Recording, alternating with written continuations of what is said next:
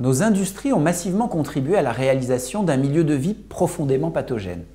Appauvrissement et standardisation de la nourriture, diffusion massive de molécules chimiques dangereuses dans l'environnement, pollution de l'air, consommation abusive de médicaments aux effets cocktails difficilement maîtrisables, etc. Au lieu de chercher à rendre moins toxique notre environnement, c'est-à-dire de prévenir, ce qui a l'immense inconvénient de n'être pas du tout rentable, des entreprises cherchent désormais à utiliser la fascination que nous éprouvons pour les avancées de la technologie afin d'augmenter nos capacités productives et de réparer aussi les dégâts commis à notre encontre, ce qui est bien plus rentable. Mais change-t-on impunément le vivant ? Le transhumanisme, c'est l'idée que les humains et la technologie sont en train de fusionner et que les humains vont devenir plus que ce qu'ils sont biologiquement.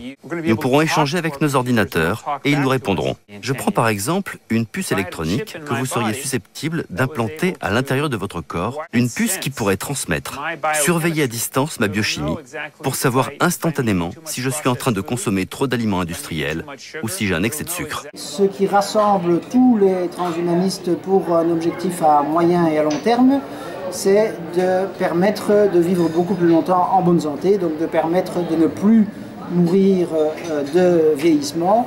Ce qu'on utilise parfois comme terme, c'est immortalité, mais en fait ce n'est pas immortalité, c'est plutôt amortalité. Donc on pourrait toujours mourir d'un accident, on pourrait toujours mourir si on le souhaite. Ce qui est nouveau, c'est que l'État le plus riche du monde et les sociétés les plus riches du monde se sont accaparés des technologies qui vont maîtriser l'humanité. Les géants de l'Internet qui sont à fond là-dedans, Google, Apple, Facebook, Amazon, et puis dans leur sillage, en fait, toute la Silicon Valley qui travaille sur cet homme augmenté avec un but, donc, repousser les limites de la mort, mettre au point des organes, cœur, les yeux, des reins, foie, etc. artificiels, mettre au point des nanoparticules qui détecteront les cellules cancéreuses, et puis aussi, si on ne met pas de barrière, faire de la sélection génétique pour augmenter le QI des nouveau-nés. L'un des gourous du transhumanisme, Ray Kurzweil, qui travaille pour Google, pense que d'ici 20 ans, on connectera son cerveau à un cerveau externe. Je dirais en 2029, une machine,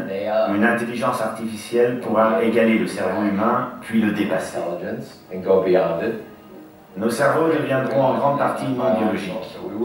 Nous deviendrons donc en partie des machines. Et c'est quand même vachement inquiétant qu'on puisse mettre sur les rails des technologies qui vont être obligatoires, ils le prétendent, et je crois qu'ils n'ont pas tort, sans pouvoir assurer d'une part qu'on en veut, qu'elles servent à quelque chose, mais aussi qu'elles n'auront pas d'effet nuisible. Un monde dans lequel on n'aurait pas examiné suffisamment les risques pourrait mener, dans l'hypothèse extrême, à la disparition de l'humanité.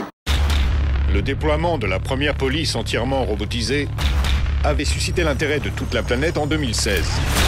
Lâchez vos armes, vous êtes en état d'arrestation. Vincent Moore est un ancien militaire. L'intelligence artificielle est beaucoup trop imprévisible. Évidemment, toutes sortes de gens qui ont investi dans les neurosciences, dans l'automatisation, etc., voudraient développer ces marchés en fonction de leur business model. Et je considère comme Aristote que le business, c'est un intérêt particulier. Ça ne veut pas dire que c'est le mal, j'ai rien contre le business, je travaille avec beaucoup de gens du business d'ailleurs, mais ça veut dire qu'il faut l'encadrer. L'aspect prudent, c'est une bonne chose, mais c'est dangereux lorsque c'est dire non, on ne veut rien. Et c'est trop souvent cela, pas seulement à gauche, mais c'est trop souvent notamment cela à gauche, c'est quand il y a quelque chose qui est proposé, au lieu de dire, prenons Google, au lieu de dire nous souhaitons quelque chose comme Google, mais qui soit géré collectivement, on va dire nous ne voulons pas de Google. Pourquoi vous pensez que c'est trop tard pour agir, pour résister à cet élan vers le transhumanisme? Vous avez un téléphone portable? Oui. Oui. Ben voilà. Les gens sont à la fois terrorisés et fascinés par ce genre de perspective. Il n'y a aucun parti politique qui est prêt à résister à ça. Je pense que malgré tout, même dans une démocratie qu'on dirait parfaite, théoriquement parfaite, les gens auront des pulsions de pouvoir, de puissance.